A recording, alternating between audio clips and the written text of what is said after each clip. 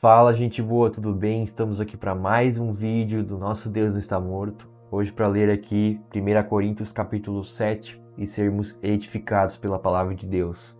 E eu fico muito feliz porque eu estou gravando isso aqui no dia 27 de abril de 2025 e você vai estar vendo isso aí no dia 1º de setembro para te ver que eu estou edificando isso aqui antes para que você receba isso aqui depois, tá bom? Respostas a perguntas acerca do casamento. Então aqui é o apóstolo Paulo respondendo perguntas acerca do casamento, lembrando que Paulo não vai contrariar Cristo em nada. Na verdade, Paulo vai complementar muitas coisas que Cristo Jesus tinha dito, tá bom? Respostas acerca do casamento. Quanto ao que me escrevestes, é bom que o homem não toque em mulher, mas por causa da impureza, cada um tenha a sua própria esposa, e cada uma o seu próprio marido, O marido conceda à esposa o que lhe é devido, e também, semelhantemente, a esposa ao seu marido. A mulher não tem poder sobre o seu próprio corpo, e sim o marido, e também, semelhantemente, o marido não tem poder sobre o seu próprio corpo, e sim a mulher. Não vos priveis um ao outro, salvo talvez por mútuo consentimento por algum tempo, para vos dedicardes à oração e novamente vos ajuntardes, para que Satanás não vos tente por causa da incontinência. E isto vos digo com concessão e não por mandamento. Quero que todos os homens sejam tais como também eu sou. No entanto, cada um tem de Deus o seu próprio dom. Um, na verdade, de um modo, outro de outro. E aos solteiros e viúvos digo que lhes seria bom se permanecessem no estado em que também eu vivo. Caso, porém, não se dominem, que se casem, porque é melhor casar do que viver abrasado. Então, vamos lá. Paulo é contra o casamento? De forma nenhuma. Mas olha só, Paulo, aqui no versículo 8, ele fala que o cara tá solteiro, fica como solteiro. Não é que Paulo é contra o casamento, é que Paulo, na cabeça de Paulo aqui, quando você tá solteiro, você consegue se dedicar mais às coisas de Deus do que alguém casado. Por quê?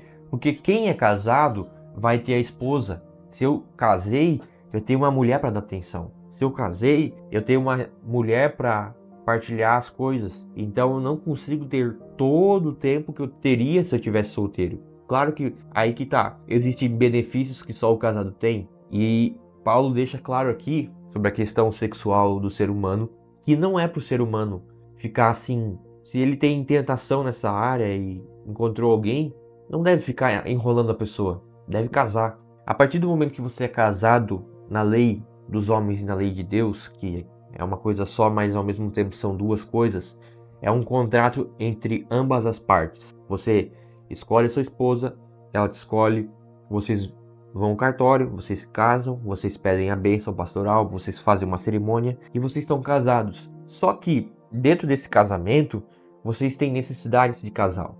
Vocês têm necessidades. Vocês têm coisas como casal, que é o quê? O seu momento íntimo de casal. Isso é bíblico, isso é santo. Acontece que hoje nós vivemos numa sociedade que a pornografia, os dilemas sociais de hoje banalizaram muito o que é o casamento. O casamento, ele é bênção de Deus. Então, você solteiro, se guarde até o casamento e no casamento tenha a sua vida com a sua mulher. Você é casado, não se separe, fique com a sua mulher até que a morte o separe. Não prive a sua mulher de ter momentos felizes com você, e você, mulher, não prive o seu marido de ter momentos felizes. Ah, Samuel, mas você fala isso baseado no quê? Baseado no texto aqui, ó. Não vos priveis um ao outro. E fala aqui no versículo 3 e 4 uma coisa interessante, ó. O marido conceda à esposa o que lhe é devido, e também semelhantemente a esposa ao seu marido. A mulher não tem poder sobre o seu próprio corpo, e sim o marido. E também, semelhantemente, o marido não tem poder sobre o seu próprio corpo, e sim a mulher. Então, quando você casa, você não é somente de você, você tem uma mulher que você presta contas. E a mesma coisa a mulher, quando você é casada com uma pessoa, você tem que prestar contas ao seu marido da vida que você leva. É por isso que hoje nós vemos uma banalização tão grande do casamento, pessoas não querendo casar. Por quê? Porque quando eu caso, isso envolve uma aliança. Quando eu caso, não é que nem trocar de roupa, que eu posso trocar a qualquer momento. Quando eu caso, é meu dever manter com aquela roupa. Deus não quer separação. Deus quer que o meu e o seu casamento sejam até que a morte os separe. E nós só vamos casar nessa vida, tá bom, irmãos? A gente não vai casar na eternidade. A gente vai ser lá como os anjos, não vamos casar e nem se dar em casamento. A gente leu isso lá em Mateus também, a gente leu isso nos evangelhos. Nós não vamos casar na eternidade. Nós vamos estar casados com Cristo na eternidade. Mas nessa vida aqui nós temos uma bênção de Deus, que é o casamento.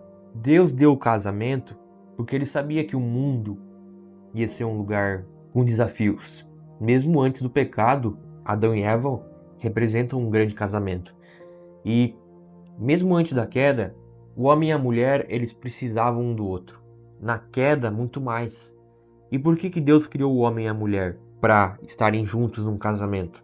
Porque dentro de um casamento bíblico, existe proteção espiritual. Então você vê várias perseguições no mundo, você vê várias coisas erradas acontecendo no mundo, e você pega o extrato disso, da onde vem isso, é uma estrutura de família corrompida. Não tem uma relação, não tem um homem e uma mulher compromissados um com o outro. Quando nós temos uma mulher e um homem que são compromissados um com o outro, até que a morte os separe, dentro de uma aliança de casamento, dentro de um compromisso, você tem a mudança da sociedade. Sociedades que têm bons casamentos são sociedades que vivem melhor. Pode perceber que uma família só, basta uma família só ter um bom casamento na cidade. A cidade inteira, ela prospera. Se uma família só tem um bom casamento, a sociedade inteira, aquela cidade inteira prospera. Por isso é muito importante, meu irmão, a gente ter um casamento e aprender com Paulo aqui, ó, que não é pra gente se privar um do outro. Você conheceu sua mulher, você é casado com ela, você é casado com a sua mulher, não se prive da sua mulher. A não ser em casos de oração, mas não por muito tempo, porque o texto fala aqui, ó, pra gente não ficar muito tempo, ó, por algum tempo para vos dedicardes à oração. E novamente, vos ajuntardes para que Satanás não vos tente por causa da incontinência. Então, não é para ti negar o que a tua mulher está pedindo, nem a mulher negar o que o marido está pedindo. Vocês têm que entrar em um mútuo acordo. Vocês têm que andar em uma aliança. E a aliança é diferente de apenas um namoro, apenas um relacionamento. Porque a aliança é eu estar com a pessoa mesmo quando a pessoa não está certa. É eu estar com uma pessoa mesmo que naquele dia, naquela situação, a pessoa está errada. Eu tenho uma aliança com aquela pessoa e eu não vou desistir daquela pessoa. Por quê? Porque Jesus na cruz também não desistiu de mim, tá bom? E é basicamente isso que Paulo fala aqui, ó. A estabilidade da família. Ora, aos casados, ordeno não eu, mas o Senhor, que a mulher não se separe do marido. Se, porém, ela vier a separar-se, que não se case ou que se reconcilie com o seu marido, e que o marido não se aparte de sua mulher, como está lá em Mateus 5:32, 19:9, Marcos 10:11 ao 12 e Lucas 16:18. Aos mais digo eu, não o Senhor, se algum irmão tem mulher incrédula, e esta consiste em morar com ele, não a abandone. E a mulher que tem marido incrédulo, e este consente em viver com ela, não deixe o marido, porque o marido incrédulo é santificado no convívio da esposa, e a esposa incrédula é santificada no convívio do marido crente. De outra sorte, os vossos filhos seriam impuros, porém agora são santos. Mas se o descrente quiser apartar-se, que se aparte em tais casos, não fica sujeito à servidão nem o irmão, nem a irmã. Deus vos tem chamado à paz. Pois como sabeis, ó mulher, se salvarás teu marido, ou como sabeis, ó marido, se salvarás tua mulher, ande cada um segundo o Senhor tem distribuído, cada um conforme Deus o tem chamado. É assim que ordeno em todas as igrejas. Foi alguém chamado estando circunciso? Não desfaça a circuncisão. Foi alguém chamado estando incircunciso? Não se faça circuncidar. Ou seja, você é gentil? Continue sendo gentil. Você não precisa circuncidar. Gentil é quem não era judeu. Você é judeu? Continua judeu. Não precisa desfazer a circuncisão. E também aqui, ó, Você é casado? Fica com a sua mulher. Mas ela é incrédula, Samuel. Continua com ela que você vai ganhar ela pelo exemplo. A mesma coisa a mulher. Vai ganhar o marido pelo exemplo. Vai santificar o marido e os filhos pelo exemplo. Mas também é aquele caso. Você se converteu e a pessoa não quer ficar com você. Existe algo mais importante do que a pessoa, que é Jesus. Mesmo que a pessoa venha se separar de você porque você se converteu, fique em paz, porque você é livre. Existe essa separação somente nesse caso, né? Se você ou você foi traído, daí você pode se separar e você é livre para casar de novo, ou a pessoa te abandonou e te deixou por causa do Senhor. Nesse caso, você também é livre para casar de novo. Só nesses dois casos aqui, tá bom? Ó, foi alguém chamado estando circunciso? Não desfaça a circuncisão. Foi alguém chamado estando incircunciso? Não se faça circuncidar. A circuncisão em si não é nada. A incircuncisão também nada é. Mas o que vale é guardar as ordenanças de Deus. Cada um permaneça na vocação em que foi chamado. Fosse chamado sendo escravo? Não te preocupes com isso. Mas se ainda podes tornar-se livre, aproveita a oportunidade, porque o que foi chamado no Senhor sendo escravo é liberto do Senhor. Semelhantemente, o que foi chamado sendo livre é escravo de Cristo. Por preço fostes comprados, não vos torneis escravos de homens. Irmãos, cada um permaneça diante de Deus naquilo que foi chamado. Então, Deus quer que nós sejamos livres. Problemas com respeito ao casamento em tempos de tribulação. Com respeito às viagens, não tenho mandamento do Senhor, porém dou minha opinião, como tendo recebido do Senhor a misericórdia de ser fiel. Considero, por causa da angustiosa situação presente, ser bom para o homem permanecer assim como está. Estás casado? Não procures separar-te. Estás livre de mulher? Não te procures casamento. Mas se te casares, com isto não pecas. E também se a virgem se casar, por isso não peca. Ainda assim, tais pessoas sofrerão angústia na carne, e eu quisera poupar-vos. Isso, porém, vos digo, irmãos, o tempo se abrevia. O que resta é que não só os casados sejam como se não o fossem, mas também os que choram como se não chorassem, e os que se alegram como se não se alegrassem, e os que compram como se nada possuíssem, e os que se utilizam do mundo como se dele não usassem, porque a aparência deste mundo passa. O que realmente eu quero é que estejais livres de preocupações. Quem não é casado, cuida das coisas do Senhor, de como agradar ao Senhor. Mas o que se casou, cuida das coisas do mundo, de como agradar a esposa. E assim está dividido. Também a mulher, tanto a viúva como a virgem, cuida das coisas do Senhor, para ser santa, assim no corpo como no espírito. A que se casou, porém, se preocupa com as coisas do mundo, de como agradar ao marido. Digo isso em favor dos vossos próprios interesses, não que eu pretenda enredar-vos, mas somente para o que é decoroso e vos facilite a consagrar-vos desimpedidamente ao Senhor. Entretanto, se alguém julga que trata sem decoro a sua filha, estando já a passar da flor da idade, e as circunstâncias o exigem, faça o que quiser. Não peca que se casem. Todavia, o que está firme em seu coração, não tendo necessidade, mas domínio sobre o seu próprio arbítrio, e isto bem firmado no seu ânimo, para conservar virgem a sua filha, bem fará. E assim, quem casa a sua filha virgem faz bem, quem não a casa faz melhor ao marido. A mulher está ligada enquanto vive o marido, contudo, se o marido falecer ou se falecer o marido, fica livre para casar com quem quiser, mas somente no Senhor. Todavia, será mais feliz se permanecer viúva, segundo a minha opinião, e penso que também eu tenho o Espírito de Deus. Então, Paulo deixa claro que és tu casado? Fica como tais. Casado? És solteiro? Não se preocupa em casar. Mas se você tem uma coisa dentro de você que você precisa casar, então casa de uma vez, entendeu? E aí, como que isso se aplica hoje? Tá bom? E aí, você é casado? Então não se separe. Você é solteiro? Não vai atrás de esposa rápido.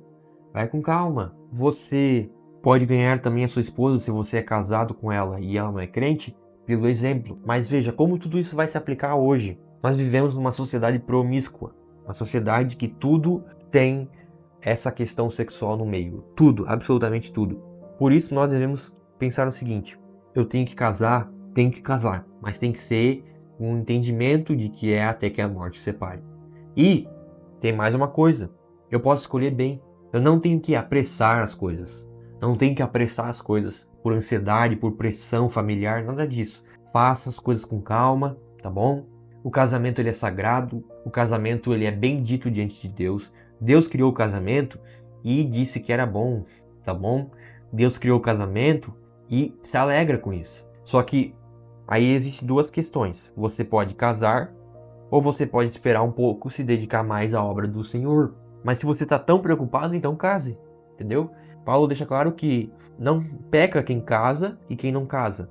A questão toda é você casar com alguém e permanecer casado. Relacionamento de aliança. O que é o casamento? É a aliança. O casamento é uma aliança até que a morte os separe. É um contrato de ambas as partes. Eu tenho um contrato com uma pessoa. Essa pessoa assina o lado dela, eu assino o meu. Nós temos um contrato até que a morte separe. É um compromisso de ambas as partes. Então temos que escolher bem com quem vamos casar. Eu ainda sou solteiro, mas eu espero que no Senhor eu conheça alguém e case bem. Talvez um dia eu vou ver esse vídeo já casado e vai ser melhor ainda. Só que, por que Paulo queria que eles não se preocupassem com isso? Porque realmente a igreja passou por muitas tribulações, irmãos. E é difícil quando você está num contexto de muitas guerras e tribulações, você viver um casamento. E eles viveram ali muitas tribulações, né? Muitas perseguições. Então, às vezes, alguns não casavam por causa disso. Mas casou. Tem uma questão também que você vê aqui no texto que fica meio dividido, né? Que quem é casado, ele fica dividido.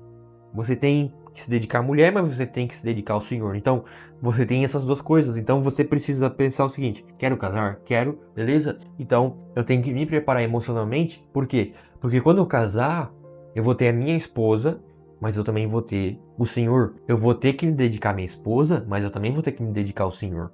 Eu não vou poder jogar o Senhor fora porque eu tô casado. Eu tenho que casar no Senhor com alguém de Deus, alguém segundo o coração de Cristo, e dentro de um casamento estabelecer uma aliança com a pessoa até que a morte separe e também me dedicar ao Senhor. Não é porque estou casado que vou viver só para minha mulher. Não, eu vou viver para o Senhor. Só que a questão é a seguinte: fica essa divisão. Quando você casa, você não tem mais aquele tempo livre que você tinha quando você era solteiro para buscar a Deus. Agora você tem a responsabilidade de manter a sua casa. Você, homem. Você, mulher, você casou, você tem a responsabilidade de edificar uma casa, de chegar o seu homem em casa e você edificar aquela casa sobre a rocha. Ou ir trabalhar também, mas dar preferência para o lar e edificar aquele lar. É esse o papel da mulher. O do homem é prover, o da mulher é edificar aquilo que o homem proveu. Então o homem, ele vai prover. A mulher, ela vai fazer o quê? Ela vai edificar a semente que o homem fez. Ela vai ajudar nessa missão. Não é que um é melhor que o outro, não. Os dois são iguais perante Deus, mas com funções diferentes, tá bom? Senhor Deus, obrigado por tudo isso, Pai. Eu dou graças a Deus porque nós temos o Espírito Santo que nos guia a toda a verdade. Guarda o nosso coração e que o nosso casamento, quem não é casado e quem é casado, que nós possamos ter casamentos de acordo com a vontade de Deus, que é boa, perfeita e agradável. Em nome de Cristo Jesus, até amanhã que vamos ler 1 Coríntios capítulo 8 e sermos edificados pela palavra de Deus, que é viva e eficaz. Em nome de Jesus, amém.